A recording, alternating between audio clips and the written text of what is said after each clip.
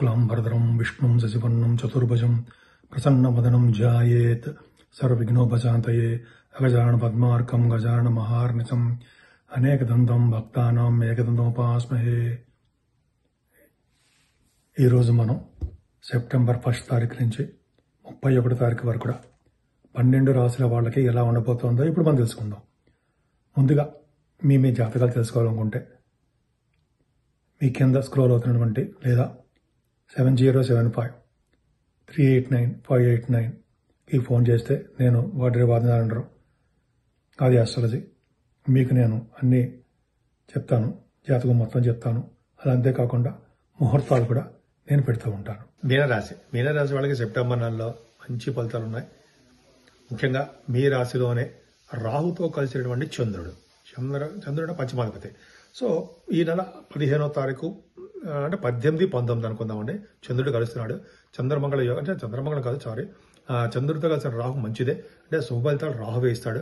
అంటే మీరు అనుకున్న పనులు అనుకున్నట్టుగా జరగడము, చిరాకులు కోపాలు అవన్నీ పక్కకు పెట్టి అనుకున్న పనులు అనుకున్నట్టుగా జరగడానికి అవకాశాలు ఎక్కువ ఉంది. కాకపోతే మీ కుటుంబంలో చిన్న చిన్న ఇబ్బందులు, ప్రాబ్లమ్స్ క్రియేట్ అవుతాయి.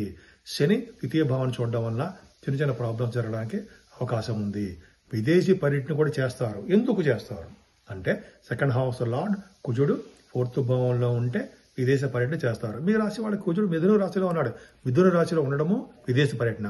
సెకండ్ హౌస్ లార్డ్ 4th భావంలో ఉండడం విదేశీ పర్యటన. ఖచ్చితంగా మీ రాశి వాళ్ళు విదేశాల్లో ఉంటారు, విదేశాలకు వెళ్తున్నారు కూడా, అందరూ డౌట్ లేదు. అంత సరే పక్క పెడదామండి. ధనం విషయంలో కొద్దిగా ఇబ్బంది పడతారండి. కుటుంబంలో చిన్న చిన్న ప్రాబ్లమ్స్ వస్తాయి. అయినప్పటికీ కూడా గురుడు 3rd భావంలో ఉండడం వల్ల, చంద్రుడితో కలిసి ఉండడం వల్ల గజకేసరి యోగం ఏర్పడింది. 23, 24 తారీఖులో అద్భుతమైన ఫలితాలు ఉన్నాయి. మీ తమ్ముడికి చాలా బాగుంటుందండి, మీకు బాగుంటుంది. కొత్త కొత్త ఆలోచనలు వస్తాయి. ఆభరణాలు కొనుక్కుంటారు, ప్రయాణాలు చేస్తారు. మీ యొక్క ఆలోచనల్ని కార్యరూపంలో దాలుస్తారు. అది సక్సెస్ అవుతారు. అద్భుతమైన ఫలితాలు, మంచి మంచి ఆలోచనలు వస్తుంటాయి. అది ఎదుటి వాళ్ళు చెప్తూ ఉంటారు. అద్భుతమైన మంచి ఫలితాలు ఉంటాయి, సందేహమే లేదు. కుజుడు 4th భావంలో కరెక్టా కాదు, కానీ మంగళ యోగంలో ఉన్నాడే. మరి 25, 26 తారీఖుల చంద్రమంగళ యోగం బాగుంది కదా. పైగా కుజస్తంభన ఉంది కదండి మీకు. 45 రోజుల పాటు కుజస్తంభన మంచి ఫలితాలు ఇవ్వడం. పైగా 20 అక్టోబర్ వరకు కూడా మీకు మిథున రాశిలో ఉంటాడు, మంచి ఫలితాలు ఉండవు. సరే ఆ పక్క పెడదాం. ఏదేమైనా చంద్రమంగళ యోగం ఉంది కాబట్టి విద్య విషయంలో బాగుంటుంది. భూములు కొనుక్కుంటారు మీరు, భూయోగం ఉంది, విద్యలో రాణిస్తారు. వాహన యోగము, గృహ సంపదలు ఇవన్నీ ఉండడానికి అవకాశాలు ఎక్కువనే. బుధుడు పంచమ స్థానంలో ఉన్నాడు కాబట్టి పుత్రికా సంతానం ఉంటారు, మీకు అవకాశాలు ఎక్కువ ఉన్నాయి. అలాగే మీరు స్పెక్యులేషన్లో కూడా రాణిస్తారు. పైగా మీరు స్టాక్ మార్కెట్ పెట్టుబడి పెట్టే వాళ్ళకి సంపదలు వస్తాయి. అంతేకాదండి, 6వ భావంలో రవితో కలిసిన బుధుడు అంటే కదా, 4వ భావాధిపతి 6వ భావంలో యోగిస్తాడని చెప్పాం కదా. బుధుడు ఖచ్చితంగా యోగిస్తాడు. మొదటి యోగం కాదు, కానీ 6వ భావాధిపతి కూడా 6వ భావంలో ఉండడం వలన రాజకీయ నాయకులకు చాలా బాగుంటుందండి. విదేశాలు వెళ్ళడానికి స్టాంపింగ్ అవుతుంది. రవి బుధుడు కలయిక అంటే మీ మేనమామలకు బాగుండడము.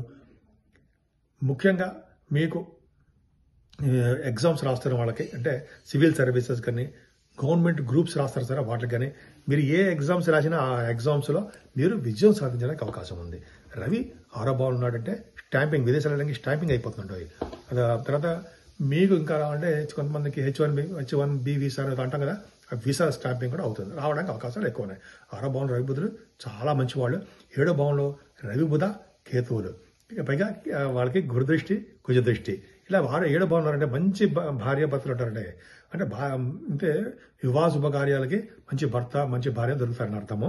అంతేకాకుండా భార్యాభర్తల అనురాగం బాగుంటుంది. బిజినెస్ పార్ట్నర్స్ బాగుంటారు. ముఖ్యంగా మీరు రచయితలుగా బాగా పేరు ప్రఖ్యాతులు తెచ్చుకుంటారు. బుధకేతులు కాంబినేషన్ 7వ భావంలో ఉందంటే మీకు మతపరమైనటువంటి విద్యలో బాగా రాణిస్తారు. అంతేకాకుండా మీ మేనమామల వల్ల బావమరుదుల వల్ల చిన్న చిన్న ప్రాబ్లమ్స్ ఫేస్ చేస్తారు. కొంచెం చిన్న ఇబ్బంది కలుగుతారు. 8వ స్థానాధిపతి శుక్రుడు మంచివాడు కదా, 8వ స్థానంలో ఉన్నాడు, బ్రహ్మాండం. అంటే తలవంతరంకి వచ్చే ధనయోగం ఉంటుందండి. సరళ యోగం అంటాం మనం. అంటే దానగుణము ఉండడము, అలాగే ఎదుటి వాళ్ళకి మీరు దానం చేయడము, అవన్నీ కార్యక్రమాల్లో ఉంటారు. 8వ స్థానంలో శుక్రుడు ఉండడం వల్ల, 8వ ఉండడం వల్ల యోగవంతంగానే ఉంటుందండి. అంటే మీకు ఆరోగ్యపరంగా చాలా బాగుండడానికి అవకాశం ఉంది. తలవంతరంకి వచ్చే ధనయోగం ఉంది. భాగ్యస్థానాన్ని గురుడు చూస్తాడు. భాగ్యాధిపతి 4th భావంలో ఉన్నాడు కదా కుజుడు. కానీ మీ భాగ్యస్థానం పెరుగుతుంది. అంటే మీరు విదేశాలు వెళ్ళడము, హైయర్ ఎడ్యుకేషన్ రావడము, మీ వ్యాపారాలు, రియల్ ఎస్టేట్ రంగము, సాఫ్ట్వేర్ రంగం, మీరు ఏ వ్యాపారం చేసినా ఆ వ్యాపార అభివృద్ధి కలుగుతూనే ఉంటుంది అనడంలో సందేహం లేదండి. ముఖ్యంగా మీరు విదేశాలకు వెళ్ళడము, అంతేకాకుండా తీర్థయాత్ర చేయడం కూడా మీలో కొంతమంది అవకాశాలు, గంగా స్నానాలు చేస్తారు కూడా. దశమస్థానానికి కుజదృష్టి ఉంది కాబట్టి మీకు ఉద్యోగస్తులకి చాలా బాగుంటుంది. ముఖ్యంగా రియల్ ఎస్టేట్ రంగంలోనూ, సాఫ్ట్వేర్ రంగంలో ఉద్యోగాలు చేసే వాళ్ళకి చాలా బాగుంటుంది, అందులో డౌటే లేదు. ఈ అద్భుతం ఫలితాలు ఉంటాయండి. మీరు ఏ ఉద్యోగం చేసినా సరే ఆ ఉద్యోగ భద్రత ఉంటుంది. గవర్నమెంట్ ప్రొఫెషన్లో ఉద్యోగాలు రావడానికే అవకాశాలు ఎక్కువ ఉండడంలో సందేహం లేదు. పైగా లాభస్థానం గుడి చూస్తున్నారు కదండి. మీ అన్నయ్య గారికి చాలా బాగుండడము, అలాగే మీకు రావాల్సిన సంపదలు రావడము, భాగ్యానికి గురుదృష్టి ఉంది, లాభస్థానానికి గురుదృష్టి ఉంది. సంపదలు మీకు వస్తాయి. అంటే మీరు ఎట్లా అంటే మీరు బిజినెస్ పరంగానో, లేకపోతే మీరు రావాల్సిన బాకీలు మొండి బాకీలు కానీ పార్టీ పరంగానో ఏదో విధంగా మీకు ధన సంపాదన వస్తుంది. సినిమా రంగంలో ఉన్న వాళ్ళకి, టెలివిజన్ రంగంలో ఉన్న వాళ్ళకి మంచి సంపాదనలు ఉంటాయి అన్నది సందేహం లేదు. చిన్న ప్రాబ్లం ఏంటి అంటే ఏలినాటి ప్రభావం ఉంది కాబట్టి కొద్దిగా మీరు కొంచెం జాగ్రత్త తీసుకోండి. శని సంబంధించిన పూజలు చేసుకోండి, అద్భుతమైన ఫలితాలు ఉంటాయి. ముఖ్యంగా అమ్మవారిని పూజించండి, మంచి శుభ ఫలితాలు ఎక్కువగా పొందుతారు. ఈ నెలలో మన పూజించవలసిన దేవుడు అంటే 12 రాశుల వాళ్ళకి, మేషరాశి నుంచి మీనరాశి వరకు కూడా పూజించవలసిన దేవుడు వినాయకుడు అండి. ఈ సెప్టెంబర్ నెలలో మనకి వినాయక చవితి వస్తుంది 7వ తారీఖుని. కొన్ని కంట్రీస్లో, అమెరికా వంటి దేశాల్లో 6వ తారీఖున వస్తుంది. ఇండియాలో 7వ తారీఖుని శనివారం నాడు చేసుకుంటాము. వినాయకుడిని పూజించడము, ఆరాధించడము, అలాగే సమంతకమణి కథ చదివిన తర్వాత అక్షంతలు కూడా తల మీద వేసుకోవడం వలన ఆ రోజుని మీకు తెలిసిందే ఉందండి, చంద్రుని చూడడం వలన వచ్చే దోషము, నీలాపనిందలు అన్నీ తొలగిపోతాయి అని శ్రీకృష్ణ భగవానుడే మనకి ఈ కథలో కూడా చెప్పారు ఆయన. సో మనం తప్పకుండా చేద్దాము, వినాయకుడిని ఆరాధన చేసుకుందాము. అలాగే 9వ తారీఖుని స్కంద షష్ఠి, సూర్య షష్ఠి అని వస్తుందండి. అంటే సూర్య షష్ఠి అంటే సూర్య భగవానుడికి ఇష్టమైన రోజు ఆ రోజు. అంతేకాకుండా సుబ్రహ్మణ్య స్వామి, వీరిద్దరిని పూజించడం వలన చాలా మంచి ఫలితాలు ఉంటాయి. అన్ని రాసుల వాళ్ళు కూడా ఈ పూజించాలి. ముఖ్యంగా సూర్య భగవాన్ ఆరాధన చాలా చాలా మంచిదండి. అది అద్భుతమైన ఫలితాలు మనకి తప్పకుండా ఉంటాయి అనమాట. సూర్య భగవాన్ని ఆరాధించడము, ఆ రోజు మనకి సూర్య భగవానికి ఆదిత్య హృదయం చేయడం వల్ల కూడా చాలా మంచి ఫలితాలు ఉంటాయి. ఆదిత్య హృదయం సూర్య భగవానుడు నమస్కార పీరియడ్ కదండి. ఆయన నమస్కారం చేయడం వల్ల మంచి ఫలితాలు ఉంటాయి.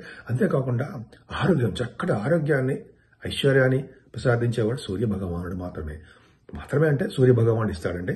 అంతేకాకుండా సుబ్రహ్మణ్య స్వామి ఆరాధన చేయడం వల్ల ఈ రోజు కూడా అంటే సుబ్రహ్మణ్య స్వామిని అలాగే సేమ్ సూర్య భగవాన్ ఆరాధన చేయడం వల్ల చాలా మంచిది. ముఖ్యంగా సుబ్రహ్మణ్య స్వామి ఆరాధన ఏంటంటే ఆయనని ఆరాధించడం వల్ల, అంటే కళ్యాణం చేయించడం కానీ, లేకపోతే సుబ్రహ్మణ్య స్వామికి పూజలు చేయించడం కానీ, పుట్టలో పాలు పోయడం కానీ, ఇవన్నీ ఉంటాయి కదా.